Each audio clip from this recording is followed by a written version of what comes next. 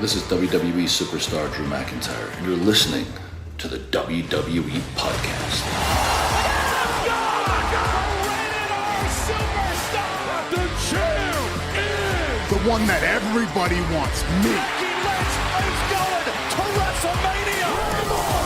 Claymore!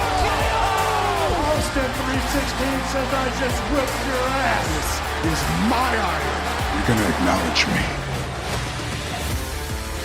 Good morning, good afternoon, good evening, hello, whatever time it is with you and wherever you are. Thank you for downloading this SmackDown review as part of the WWE podcast. As always, it's an absolute pleasure to have you listening along once again. I'm Amanda, your host of the SmackDown review. And once again, I want to tell you that I'm back on Twitter or X, and I am at AmandaSDReview. Give me a follow. Let's have a chat about wrestling. This is pretty good for me. Our Saudi show means that it's just gone 9 o'clock here in the UK, and I've watched the show and I'm ready to record. So, I think it feels a bit weird this week. WWE have been pretty much silent all week on whether the Saudi show will go ahead. And here we are. Seems that it is. And the card is maybe a bit underwhelming. I mean, I've got to be honest, I'm never hugely into these shows, but that's my personal views. So let's have a quick scoot through the current card for Night of Champions and let's talk about some predictions. So Cena versus Punk. Unfortunately, I think it's a bit too early for Cena to drop the belt. So I think a Cena win, but via shenanigans, and Punk to be added to the legion of enemies Cena is making, which builds to his downfall pre-leaving. Randy versus Cody in the King of the Ring final. So this is interesting. Again, maybe a bit early for Cody versus Cena. So I'm going for a Randy win and a build to him versus Cena at SummerSlam. Then we've got Asuka versus Jade in the Queen of the Ring final. And here I'm going to go for Asuka. But this one, to be honest, I feel like it could go either way. Fatu versus Solo for the US Championship. I see a Fatu win here as he destroys Solo, or some shenanigans possibly leading to a rematch at SummerSlam, maybe. But leaning towards a Fatu victory. Rhea versus Raquel in a street fight. The first of two matches at the card that seem to have been totally shoehorned in because of whatever reasons. Anyway, I think a Rhea win here and should be a great match. These two women are powerful and so talented. Sammy versus Karrion Kross. Again, the second of what feels like quite quickly arranged matches. I feel like this was aiming to be somewhere else, maybe SummerSlam or main event, but here it is. It's been fast forwarded for some reason to Night of Champions. I think a win here for Karrion Kross. Maybe does Sammy turn to the dark side? I mean, guys, that's a hell of a long card. Let's see how we go. And let's get to it. Let's review the SmackDown that aired on June 27th from Riyadh, Saudi Arabia. And no, I have not been there, nor will I ever. Tonight's show kicks off with Cole talking up Saudi and one hell of a lot of pyro and the crowd really giving it some off the chart. We see Tiffy arrive. She takes on Nia Jax tonight in a last woman standing match. And the Street Profits, they face the Wyatt Six for the tag titles. We've got Zelina Vega versus Julia for the US title. And we also have the finalists for Queen of the Ring here. So for a SmackDown, quite an impressive card, I have to say. And we kick off with Cody. And the question is, will he get to speak tonight? The arena is absolutely massive. And the screens behind the walkway are just supersized. It's like, wow. Just an amazing display.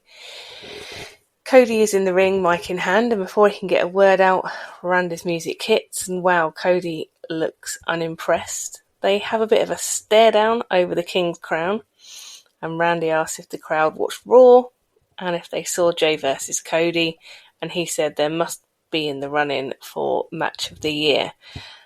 And then something happened. We got a Pardon Us screen card came up on the screen, and then we went to the thing that plays internationally, I guess, on SmackDown when the ads are on, which is quite an annoying little 4 or 5 bar jingle that just goes round and round and round, and we get lots of videos of wrestlers, but they're just doing poses, nothing exciting.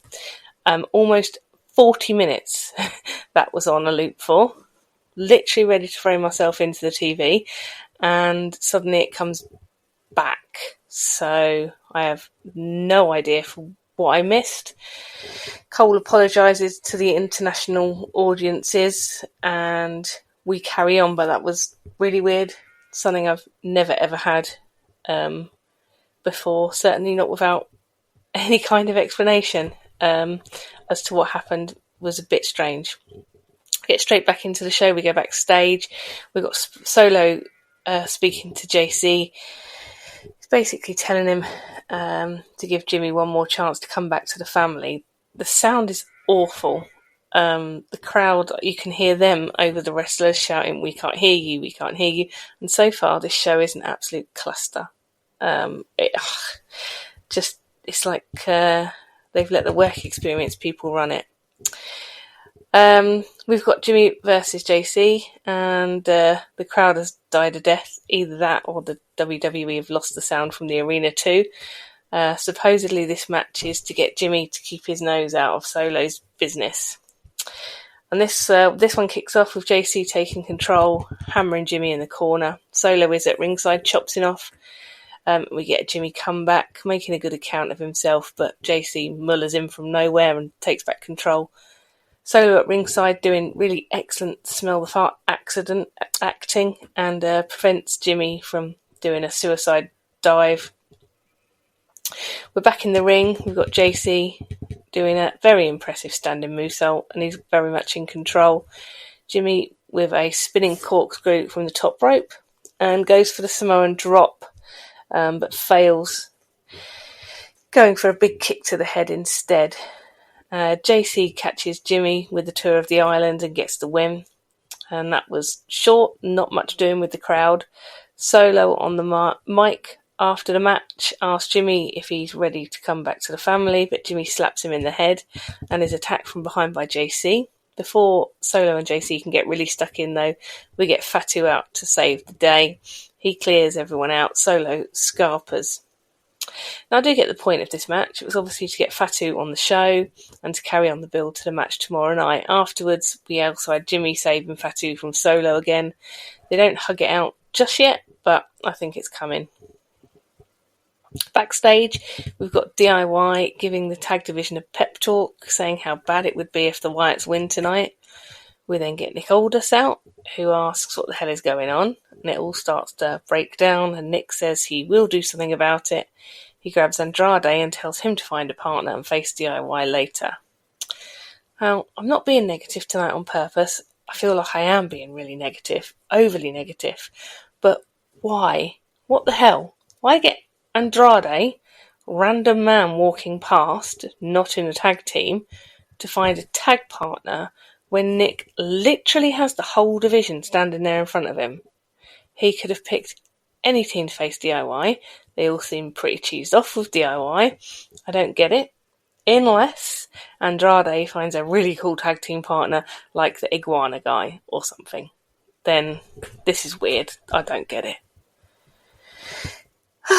Now we get a vignette from Julia, who is speaking in Japanese but with subtitles, which is cool. I like that, what they did with Shinsuke. I think it's a really good way forward. She says Zelina talks about all the hard work she does and how much the title means to her. She says she doesn't have to because it's evident, and she says she's going to take the title tonight. I like that vignette. Short, to the point, and actually pretty damn true.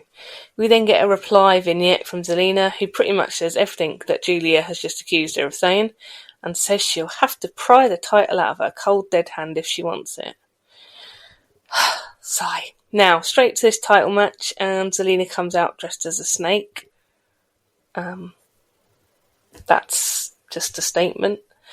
Again, very quiet crowd for Zelina, but decent pop for Julia. And let's see if we follow the usual Zelina match format.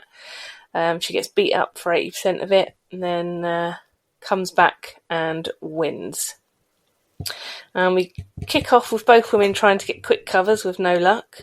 And I'm sorry, but there must be a glitch in the matrix this week, as Zelina has started off strong, but now normal service is resumed. As Cole says, she's tweaked her knee, and Julia goes for a submission hold, building momentum now, and Julia gets a strong pin with Zelina kicking in 2. Zelina making a bit of a comeback, gets a 2 count of her own. Even Wade on comm says, how many times have we written Vega off? Like every time. Vega hits code red, and it looks like she has the win, but Julia basically folds herself in 2 and somehow makes it to the ropes, which is quite cool. Julia hits a couple of massive kicks, followed by her finisher, the Northern Lights bomb, and gets the win. Now, I am delighted at that. A bit surprised, but great stuff. The match was a bit stop-start, felt a bit clunky in places, and I wonder if timings have been messed up because of the interruption to the show, but decent. The crowd pop well for Julia winning, and it seems like a good result all round. Looking forward to seeing what they do with Julia now. She has her first main roster title. Tremendous reign from Zelina, Cole says. Well, that's crap. It was briefly acceptable at best. And now for, I don't care what else happens in tonight's show, the best news of the week from Cole, as he confirms that next week we go back to 2 hours from for SmackDown. That's right. From next week's Friday show, from I can't remember where, maybe somewhere Philadelphia or something like that, I don't know. Anyway, I don't care. It will be my favourite place going forward for all of time, because SmackDown is going back to 2 hours. Thank you, baby Jesus. We get a recap of Bliss and Flair last week, and we see them both backstage. Flair says she doesn't want to talk about it. Bliss says, I don't want to be friends, but it wouldn't hurt to be on the same page, and she tells her to think about it. Something's brewing there. We've now got Wade in the ring, and he's going to interview the finalists for Queen of the Ring, and he brings out Jade first. Again, didn't sound like a really big reaction to her. She looks pretty awesome, though. She's in a full-on mirrored jumpsuit, which takes some carrying off, I think. We then get Asuka out. Better reaction for her, and the crowd seem really behind her, which is great. Wade asked Jade, they'd make a great couple, Wade and Jade. Wade asked Jade what makes her so confident she will win. She says when people see Asuka, they get nervous, but she sees an opportunity, and at SummerSlam, she plans on taking the title. Asuka says, you are strong, but power isn't everything. She says she has skill and experience. She says no one is ready for Asuka. And Asuka also looking pretty cool tonight with the face makeup on and the contacts in. So both these women looking top game.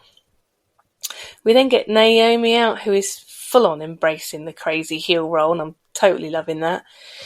She says that she's got the briefcase, and that means she's got all the power, and she can do whatever she wants. And the crowd are chanting, shut the F up, which is, they bleeped out the F word, but I mean, I've found that quite uncomfortable. Yes, Naomi's a heel. Yes, she's doing a hell of a job being the heel, but knowing what we know about what things are like over in that country for women, for them to be so aggressively chanting, shut the F up, and they were really going for it, I just think, geesh. Blech. Anyway, she says to Jade that she's got all the power over her, and she always has. It brings her pure pleasure to ruin the biggest night of her career. She tries to go for Naomi and takes out Asuka, who has a problem with that disrespect quite clearly, and attacks Jade. I thought this was a good segment. Asuka doing really well, as did Naomi, and pretty much more of the same from Jade. And I think I'm on the same team as Matt here, though. I would like to see Naomi cash in as soon as possible. Successfully, though. I don't want months on end of will she, won't she game, which we kind of got a little bit last year with Tiffy, and that's fine. But I don't really want it this year, sorry. We now go to the two GMs backstage, and they're discussing the women's tag titles and agreeing on whatever they've just said, and we don't know. I guess we'll find out soon enough. Aleister Black comes along and says he wants a redo, but is interrupted by Truth, who, speaking of crazy-ass hills, Naomi, Truth is also absolutely off the chart crazy at the moment. He tells Nick that he's driving now. He says he wants Cena right now. Nick says Cena is here, but he's here for Punk, and Truth can't have him. We now go back to the ring, and we have the tag match that was made earlier, DIY versus Andrade and his mystery partner, Rey Fenix. Wow, never saw that coming. I mean, come on. So there's absolutely no Anyway, right, I'm not going to go back down that rabbit hole again. Let's move on. This one kicks off with Andrade and Rey taking control and flying out of the ring to the outside, taking out DIY. We get some DIY shenanigans and, again, another weird glitch in the technical aspect of this week's show. We get a random trailer for Jurassic Park movie, but just the audio over a big old part of the match. So, weird. Back to it. Rey Fenix manages to go halfway across the ropes and get a great kick in the face of Ciampa. I mean, that on its own, what a move. Absolutely fantastic. Andrade then, with a weird move, looked like he was going for his double moonsault, but he landed on his feet instead and then kind of collapsed on Ciampa. I mean, so far, this is going great, this whole show. DIY hit Fairy Tale ending, but failed to get the pin. Ciampa hits Project Ciampa, and then Andrade has to break that pin up. This one finishes with Andrade hitting the message after Fenix hits his finisher, Blackfire Driver, and takes the pin for the win. So that's a win for Andrade and Rey Fenix. And this was a frenetically paced match, an absolute pandemonium. Some really good parts and some very odd parts. So they probably balanced themselves out to a decent enough match. We then get treated to the same package with the yings and the yans that we saw this week on Raw, hyping up Cena versus Punk. Man, I would love to see Punk take the win tomorrow night, but it can't happen, can it? We get Truth out to the ring. He says he is Ron Killings and he is the truth, the whole truth and nothing but the truth. And he calls out Cena to the ring. Instead, though, behind him appears Aleister Black, who hits him with a black mass, and tells him that now they're even. Backstage, we have the Profits with Byron, and he asks them what their game plan is for the Wyatt 6 match. They say the Wyatts are out of their mind if they think they're taking the titles. They said they're going to eliminate them. On their way to the ring, we get a random appearance from BFAB, who tells them she has their back, if need be. I guess that's maybe to bring Nikki into it later. Before the match, we get Black backstage with Priest, and Priest says next time you've got beef with Truth, deal with him face to face. And then we get Mello appearing for some reason, who tells Priest to keep out of the way of Black. I'm not sure what's being set up for Priest. Feels a bit random. Is it Black or Mello or something else altogether, or are we just on hold in some kind of holding pattern until Drew comes back? I don't know, but I hope something cool is on the horizon for Priest. We now have this tag match, and once again, loving the Wyatt's entrance. It's awesome. And it's forward in with Dexter Lumis, who they go face to face in the centre of the ring. We get tag mate to Joe Gacy, who really gets things going, and now we've got all the rest of the tag teams come out and they surround the ring, and I'm not really sure what that angle is here. Are they against the Wyatt Six, or for them, or some against them, some for them? We don't know. It's not explained. Dexter gets a decent 2 count and has Ford isolated, and Dawkins hasn't been in at all yet this match. We finally get a tag, and Dawkins is in with Gacy. And as the tag is made, Los Garzas take Lumis out at ringside. DIY takes out Dawkins, and now it all breaks down as the ref calls a DQ finish on this. It all gets even more crazy as Rowan is sent in by Uncle Howdy to take out the rest, but is quickly overwhelmed. Uncle Howdy then gets involved, and we end with the Prophet standing tall in the ring. But what a messy cluster of a match, finish, whatever. We need a good payoff for this one. May I suggest to Mr. Nick Alders of Living the Gladiator a gauntlet match between all of the tag teams, and the winner gets the Prophet in a steel cage, and nobody's allowed to interfere. We now go outside to Fatu, who is leaving the arena. He bumps into Big Jim. They tell each other that they didn't need any help either last week or this week. Jimmy tells Fatu that he respects him for standing up to Solo, which is something he should have done years ago. So they seem good. We now have Nia versus Tiffy for the title. And looking at the time here, we've got about 30 minutes left of the show. And we've got this match, and then we've still got the Cena match to come. So I'm guessing this one is going to be cut a little bit short, but let's see. The crowd pop massively for Tiffy, which is great. And then we go introducing the challenger, Nia Jax. Tumbleweed. Yikes. Must suck to be Nia as a heel. Not only is she not getting any cheers, she's not getting any boos. The crowd have zero F's to give. Just nothing. This one kicks off with Nia attacking Tiffy before the bell, and immediately she removes the top pad off the turnbuckle. Tiffy now taking the fight to Nia. As a side note, I think you've got to admire Tiffy here, having the balls to take on someone as renowned as Nia for hurting people through her carelessness in something as savage as a last woman standing match. I think we've got to give Tiffy her flowers. Nia already on a tear here, battering Tiffy early on, using ring steps, etc. Tiffy with the kendo stick gets in some good moves, but Nia again quickly turns things around. Tiffy hits a brilliant looking swanson from the top rope, and Tiffany is rolling a bit now. Nia uses the exposed turnbuckle to bounce Tiffy's head off as Tiffy looks down and out as the ref counts to 8. Nia lays Tiffy on a table and just falls through it from the side of the ring, through Tiffy, through the table, and that looked insane. And that gets a 9 count from the ref. I wouldn't get up for about 9 weeks if Nia went through me like that, never mind 9 seconds. There's no way that you could make that any easier, like she fell on her with gravity and her whole body weight onto the floor, which is like an old gym crash mat. Not even a crash mat, the mats we used to do forward rolls on and stuff. I mean, I just don't know. Anyway, Tiffy starts to rally and they take the fight up the ramp.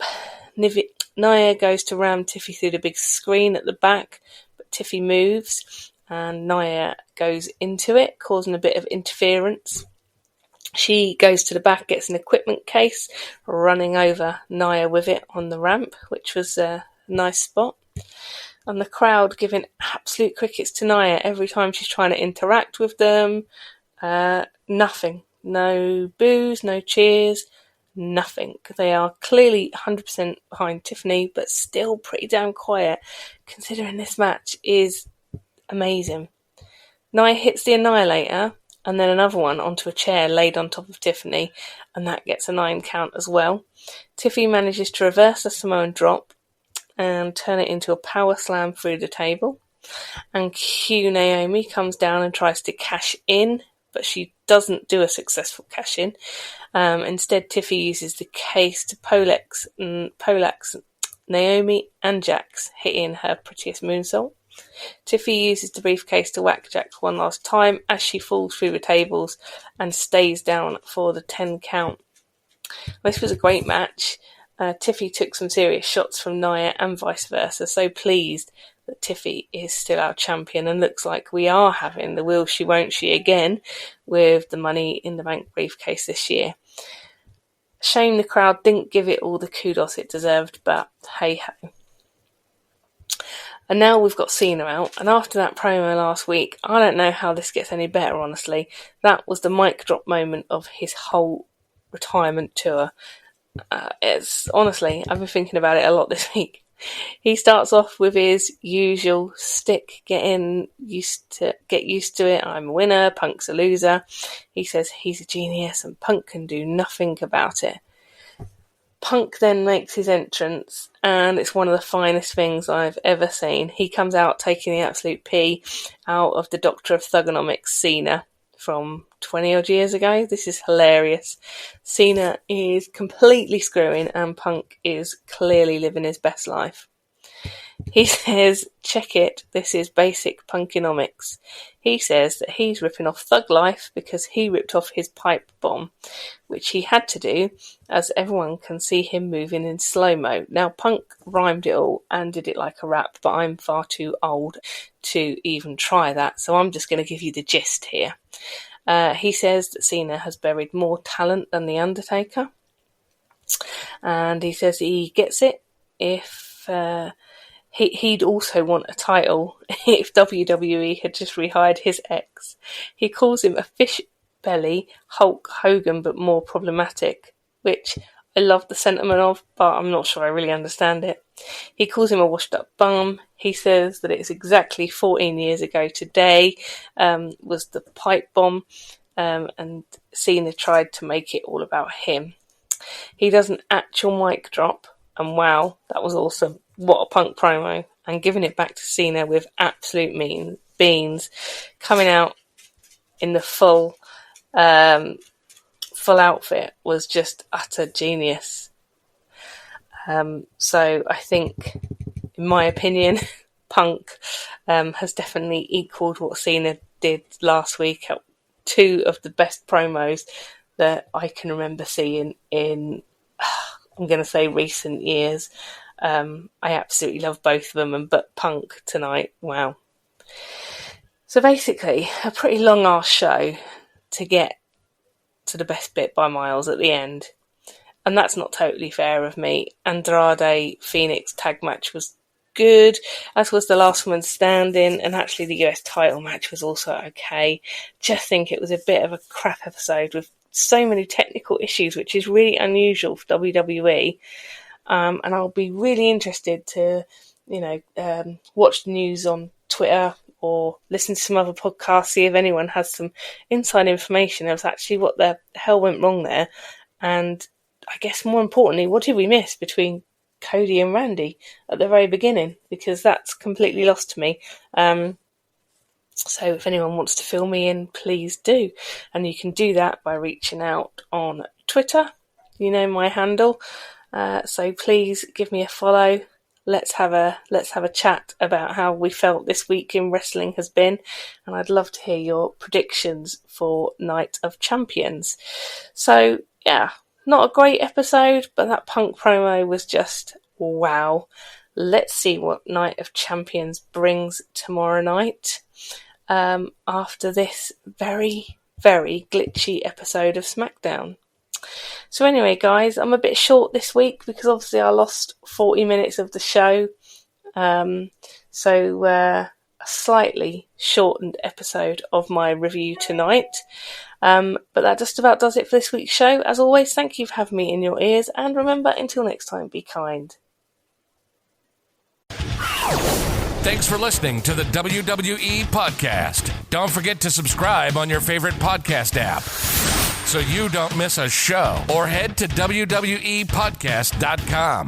And for all of these shows ad-free, head over to Patreon.com/WWE Podcast. Until then, we'll see you next time.